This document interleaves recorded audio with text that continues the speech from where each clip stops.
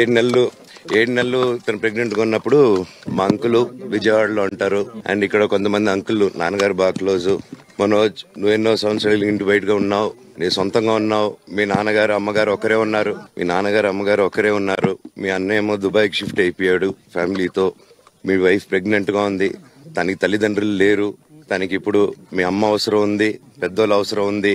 నువ్వు అక్కడే ఎలా చూసుకుంటావు అంటే నాకు ఆ రోజు మా భార్య కూడా ఒకసారి వాళ్ళు అన్ని చెప్తున్నారు కదా, ఎందుకండి ఒకసారి వినండి అంటే, సరేమ్మా నీకోసం వస్తాను అని చెప్పి మళ్ళీ తిరిగి రావడం జరిగింది. అండ్ నేను ఈ రోజు నా గురించి ఆరోపణలు వేస్తున్నారంటే అది నేనేం చెప్పలేను. ఓన్లీ మీకు ఆధారాలు మాత్రమే చూపించగలుగుతాను. ఇప్పుడు వాళ్ళు చెప్పి నేను చెప్పి ఇది కరెక్ట్ కాదండి. నేను ఎప్పటి నుంచో కూర్చొని మాట్లాడదాం అంటున్నాను.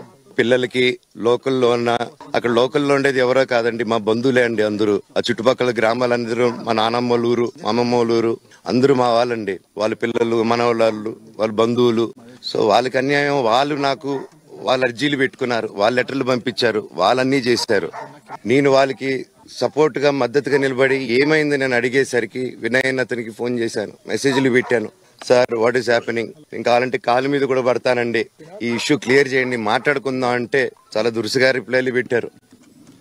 నేను ప్రతిదీ ఈ రోజు సాయంత్రం 5:30కి ప్రెస్ మీట్ పెట్టి ఇన్నాళ్ళు ఆగానండి, ఇంకా ఆగలేను.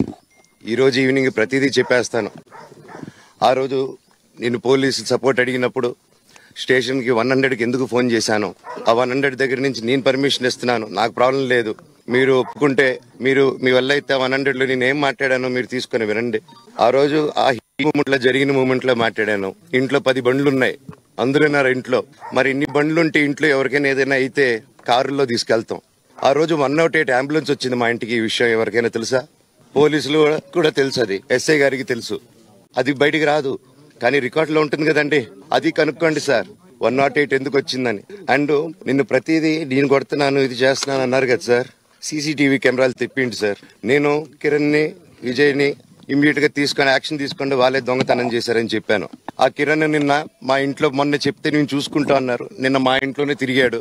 మా ఇంట్లోనే తిరిగి మా నానీస్ ని బెదిరించి ఒక అమ్మాయి పారిపోయేలాగా చేశారు. నిన్న నా కూతురు బట్టలు ప్యాక్ చేసేదానికి ఇట్లా ప్రయత్నించాడు అతను. అప్పుడు నేను కంగారుగా అప్పుడు డీజీ ఆఫీసులకి వెళ్లి, భయం వేస్తుందండి పిల్లల జోలికి వెళ్తే, ఎవరికి ఇది. నేను అందుకే నాకు మా నాన్న దేవుడండి. ఈ రోజైతే ఏదైతే చూస్తున్నారో మా నాన్నని, ఇది మా నాన్న కాదండి. నేను అబద్ధాలు ఆడేవాడిని కాదు. నా గురించి మీరు ఎవరినైనా ఎంక్వైరీ చేసుకోండి, నా ఫ్రెండ్స్ ని అడగండి. నాకు చిన్నప్పటి నుంచి ఉన్న స్నేహితులు ఒక్కొక్కరు వేరే వృత్తిలో ఉన్నారు, వాళ్ళు సొంతంగా కాళ్ళ మీద కష్టపడిన వాళ్ళే అండి. మీ వాడిని అనుకోండి.